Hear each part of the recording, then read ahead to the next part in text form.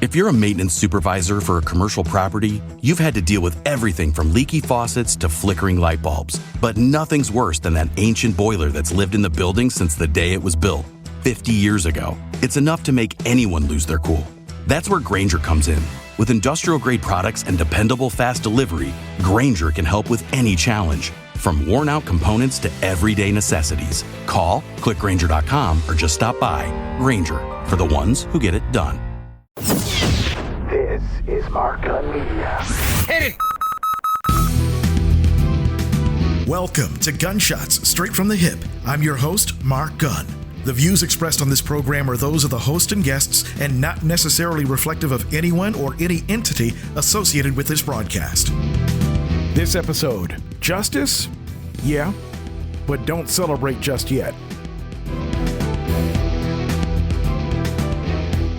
I want to personally thank everybody who has subscribed to the podcast, and remember, you can download it at markgunmedia.com, iTunes, Spotify, iHeartRadio, YouTube, Google Podcasts, envision-radio.com, or wherever you download your podcasts.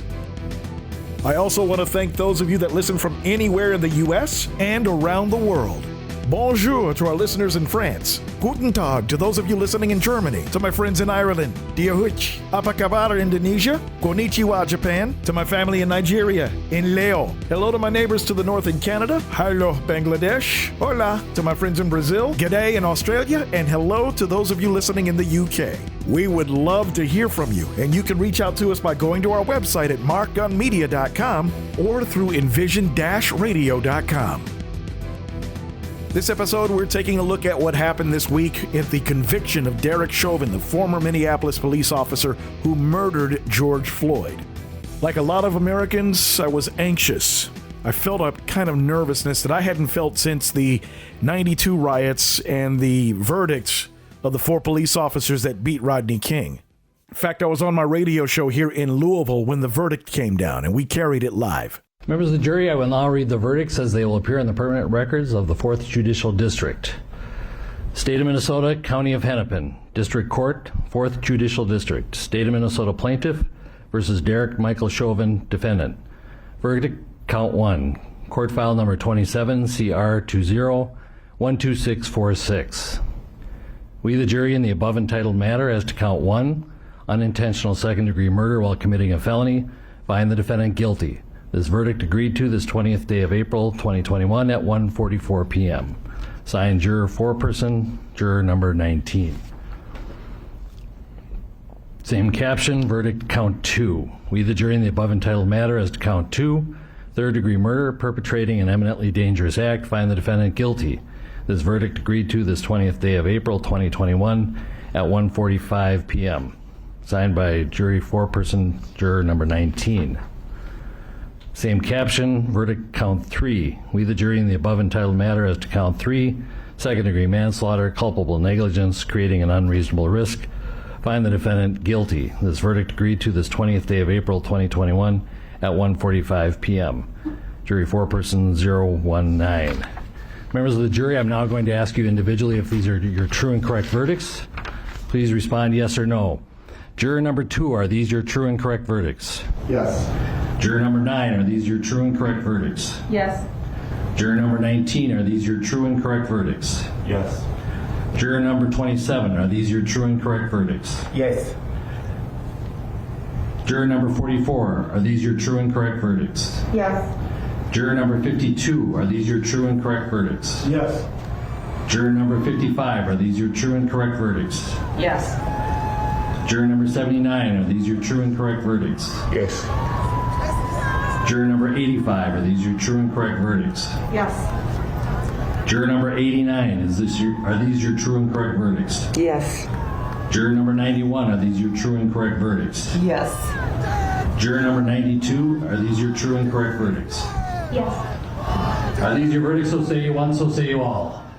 Yes. Yes. Members of the jury, I find that the verdicts as read reflect the will of the jury and will be filed accordingly.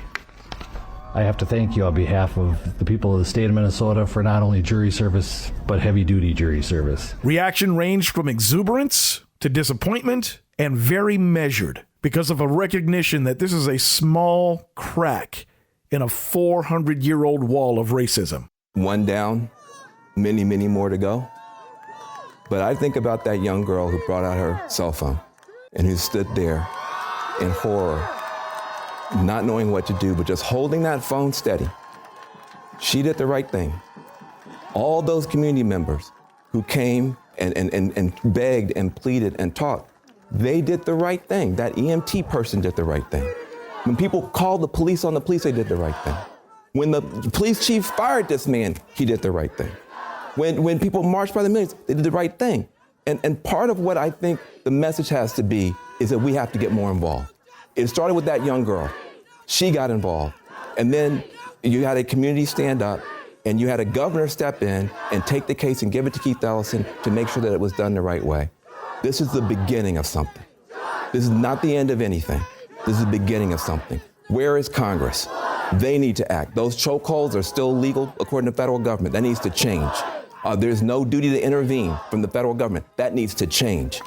There's no registry for cops like Chauvin. That needs to change. You know, when you have somebody like, Representative Karen Bass and Tim Scott fighting, we need to get behind them. This should never happen again. One down, many more to go.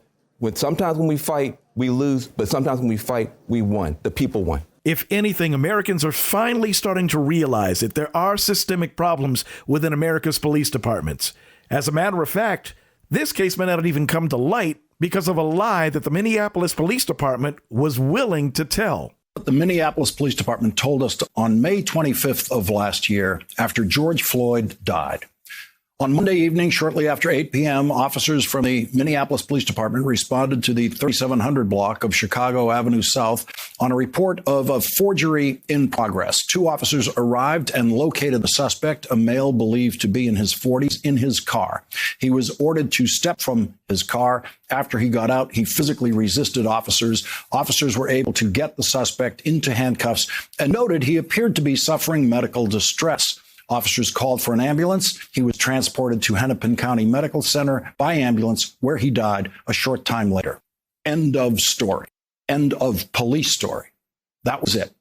That was the lie they were going to get away with. That was the lie the police officers involved in the killing of George Floyd were going to get away with. No police officer was going to contradict that story.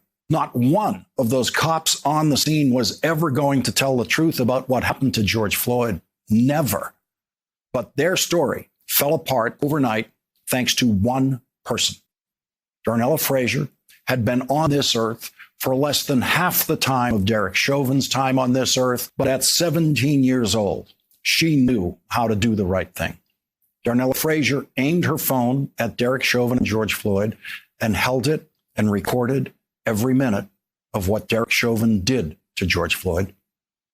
Even when Derek Chauvin threatened her with mace, Darnella Frazier held her ground and she kept recording. She then posted her video on Facebook, and the police lie instantly began to crumble. Probably close to midnight, a community member had contacted me and said, Chief, almost verbatim, but said, Chief, have you seen the video of your officer choking and killing that man at 38th in Chicago? And so once I heard that statement, I just knew it wasn't the same milestone camera video that I had saw. And eventually, within minutes after that, I saw for the first time what is now known as the bystander video. Darnella Frazier changed the police chief's mind about what happened on that street, and the next day, Derek Chauvin was fired. When Darnella Frazier testified in the trial, she said she wished she did more.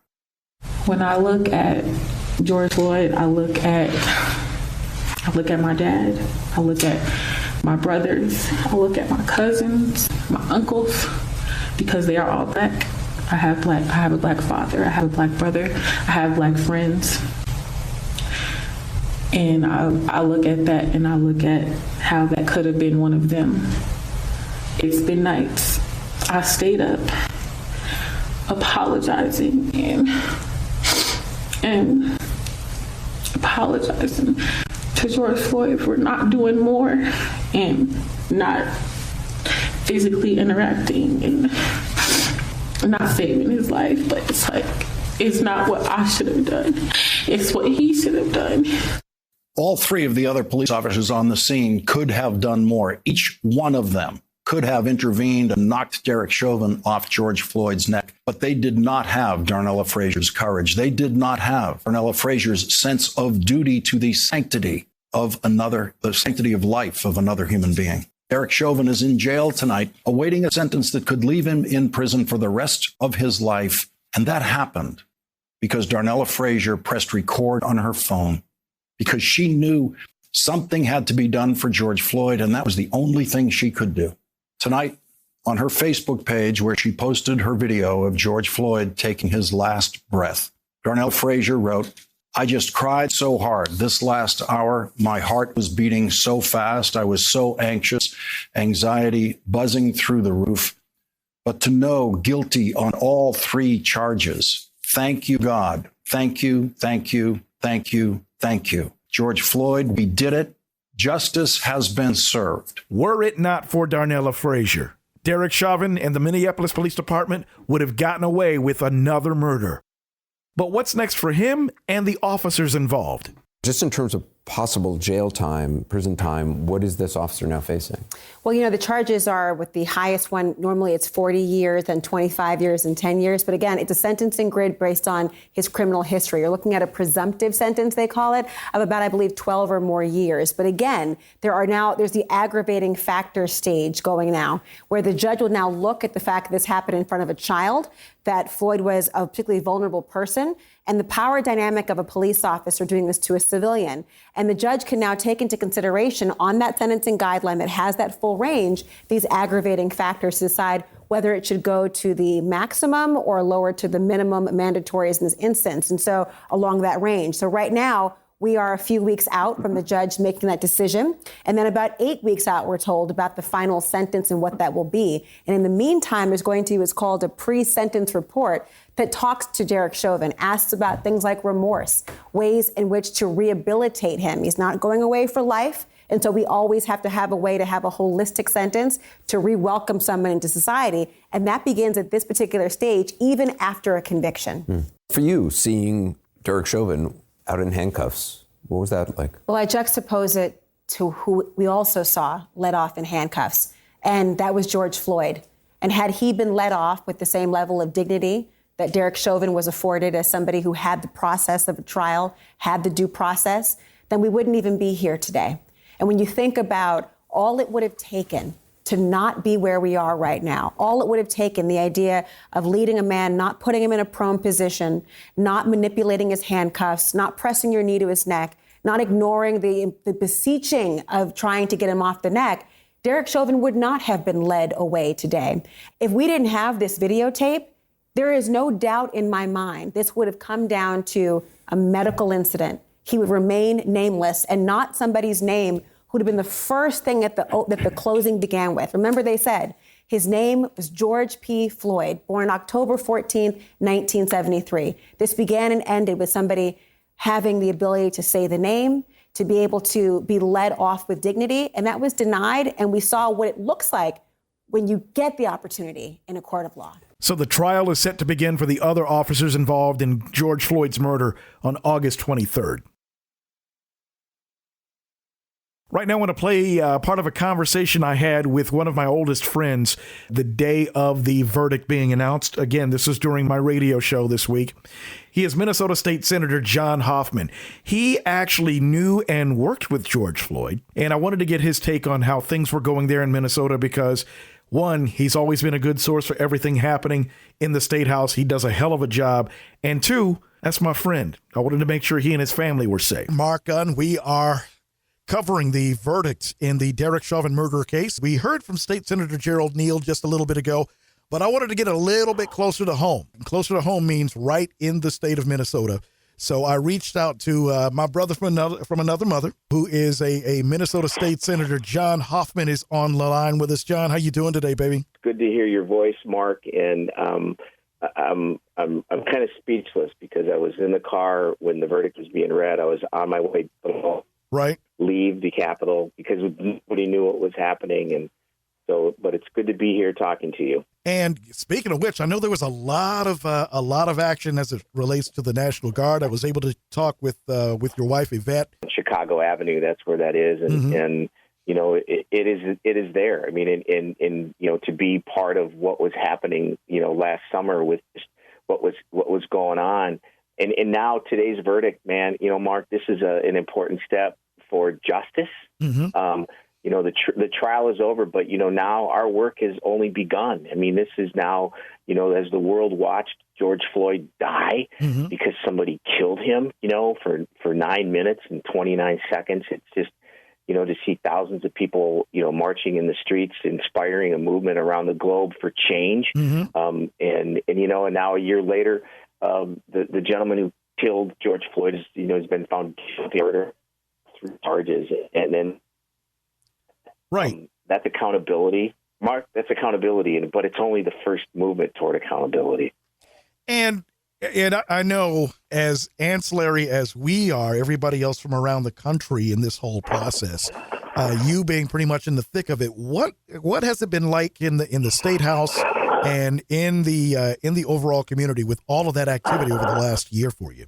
You know, the insecurity when the state capitol, just, you know, or unknown threats that are not allowing us to go out, you know, on the Capitol, you know, having state patrol, this more state patrol officer from the state of Ohio showed up to roll, and then to have the National Guard in their full armored. And I know you talked to Yvette, and you saw, you know, we shared with you the photos that I sent her just on the armored vehicles because nobody knew. Right. Nobody knew exactly what was going on. So they ended up sending you guys home, right? Yeah. Today we were up and we just finished up a housing omnibus bill. And then all of a sudden one of the state patrol said, a verdict. And they're going to, you know, it's going to go and, you know. Okay. Coming up, more with Minnesota State Senator John Hoffman and his relationship with George Floyd as we continue with Gunshots Straight from the Hip.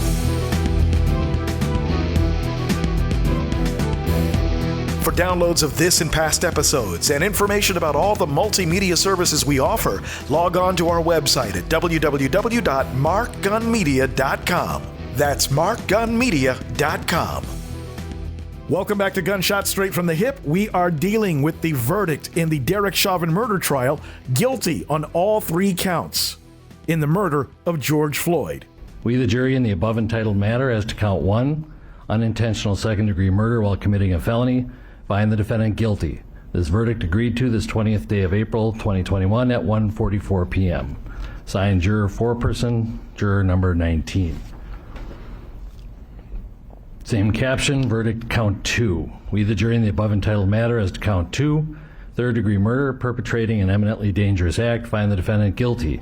This verdict agreed to this 20th day of April, 2021 at 1:45 p.m. Signed by jury foreperson, juror number 19. Same caption, verdict count 3. We, the jury, in the above entitled matter as to count 3, second-degree manslaughter, culpable negligence, creating an unreasonable risk, find the defendant guilty. This verdict agreed to this 20th day of April, 2021 at 1:45 p.m. On the phone, I am with Minnesota State Senator John Hoffman, who is one of my oldest friends, and he's been able to give us firsthand and up close and personal type of reaction as to what's going on in the state. And John, I understand this is something that a whole lot of people don't know because the media did a poor job in actually talking about this. And that was the work that George Floyd was doing with the homeless. Yeah, the Bishop Harding Smith from Brooklyn Park. We would be involved, and Yvette and I would go down and help feed homeless, right? For the bishop and the Oromo Women organization. And George was a huge impact. And I'll give you an example that they would get tickets to the Twins. The Twins when the Twins would win a couple games or so. But George would take kids, homeless kids, right, that had never been inside a baseball stadium. He would be the one to take all these kids to a Twins baseball game, right? I mean, he was that he was there, and the thing that people didn't see is he gave himself. He was always there volunteering, for the homeless that were in Minneapolis, and the same as like Bishop Harding Smith, who once himself was homeless, right? And so, when you're dealing in recovery like George was, and knowing that, he gave himself to folks. I mean, and nobody knew that about him. Nobody really knew that, and we brought that out last year when we had were down there for the Homeless Day, a feeding again, and talked about, just the work that George had done volunteering down there, right? And so, to take kids. I mean, imagine that. You got nobody in your life to be able to take you to a baseball game, and then all of a sudden this guy says, "Let's get in the van and go. We got tickets. We're going to a baseball game." I mean, that's who he was. Right. So, So the community lost somebody that was very important to it, and I think that that and the fact that the way that he was killed in the manner that he was killed, and the fact that the world saw it, just brings a little more light to this. So the conversation has been going on for a while regarding police reform and the steps that need to be taken all across the country in order to prevent this from happening again. And as our state senator pointed out again, even though we have this verdict, it's what's next, because chances are it will happen again. I mean, you had a 13-year-old kid that was shot down in Chicago. And here in Louisville, we had a local activist who had his face punched in while being handcuffed. So there's still a huge problem. And so, and I know how active you are in the Minnesota State House, and I know how active your whole family is, and I think that's one of the reasons why we've been family for so long. Right. Has the Minnesota State House addressed this in any meaningful way, or what's next? This past special sessions, we brought some reform in on when it has a licensed police officer, which is the post. It's a police officer standardized training stuff. They brought some some reform in there, some small. But you know what? Nothing can bring George back, right? But justice does not stop with this guilty verdict, right? Our work is far from done, but it's not just locally, but federally. Some of these holds are still being done in other states, and we need our federal compadres to come forward and say enough's enough here in order to improve accountability in our criminal justice system.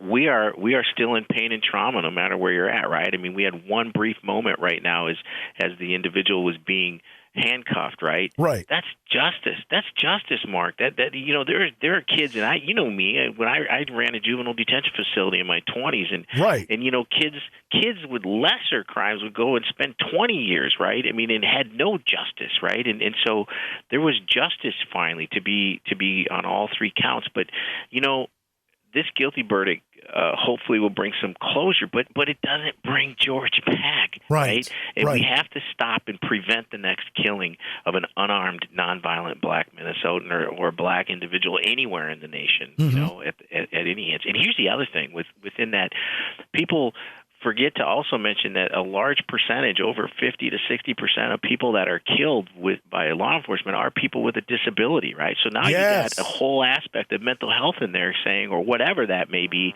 what are we doing to give more tools in the tool belt for somebody to be able to deal with some community issues that seem to be there, right? So, we truly got to keep this work continuing. We run into a problem in Minnesota is, there's the chairs. When you're the chair of a committee, you basically control what bills you get to hear and what bills you don't get to hear, right? And I'm not the chair of any committee. I'm the lead on Health and Human Services, and we've done some great work there. But, with our own structure, the current chair doesn't want to hear a lot of these bills. And I don't know what's stopping him from doing that, right? And so it's really getting those chairs of committees to say, look, we did a little bit of police reform, but we really need to do some more. We got to give those guys more tools in their tool belt. We got to make sure. Why should it, for example, Hennepin County, the largest county in the Twin City or in the state of Minnesota, right? That's where Minneapolis is, in Hennepin County. It took arms dragging and anything for the sheriff just to get a social worker assigned to his Plymouth Wow. One of his Plymouth. I mean, it took him years. He had to, beg, borrow, and steal in order to get a social worker, a much-needed social worker to help not only those folks that are needing help within the community, but the law enforcement people themselves. And so, you got to have a holistic look at this. The real reform is about looking at it holistically, Mark. And I think this statement, that happened right now with the 3 justice statements now says, all right. Now we need to do real reform. And what that real reform means, it's got to be healing and closure in the community. Does that make sense? That makes a lot of sense. And with that, John, I'm going to say thank you for taking a couple of seconds out to call. In fact, I'll hit you back in a few minutes. And again, a huge sigh of relief nationally as Derek Chauvin has been found guilty of 3 counts in the murder of George Floyd. What happens next? Who knows? But we will keep watching. That was my longtime friend, Minnesota State Senator John Hoffman, telling us about what's happening in Minnesota in light of the Derek Chauvin murder conviction. Like I said at the beginning of this episode, there's a lot of people that are celebrating, but we've got a long, long way to go. Derek Chauvin is only the 7th police officer convicted of murder since 2005. Put this into perspective. With the overwhelming numbers of cases that you've heard about since then involving unarmed black people, 7 convictions since 2005. There's a whole lot of work to be done, and you and I have to be on the front lines of getting that done. That means pressuring your politicians, pressuring your police departments, and pressuring each other. So here's hoping that George Floyd's family can get some peace, and here's hoping that this is the beginning of some real and substantive change in the way that policing is done in this country. We'll see you next week. You've been listening to Gunshots Straight from the Hip. The views expressed are those of the host and guests and not reflective of any business entity or anyone associated with this broadcast. If you have any comments or want more information on how to be a sponsor, log on to our website at markgunmedia.com or call us at 502-407-0283. That's 502-407-0283. Thank you for listening. Mark Gun Media. No hype, no hoopla, just damn good work.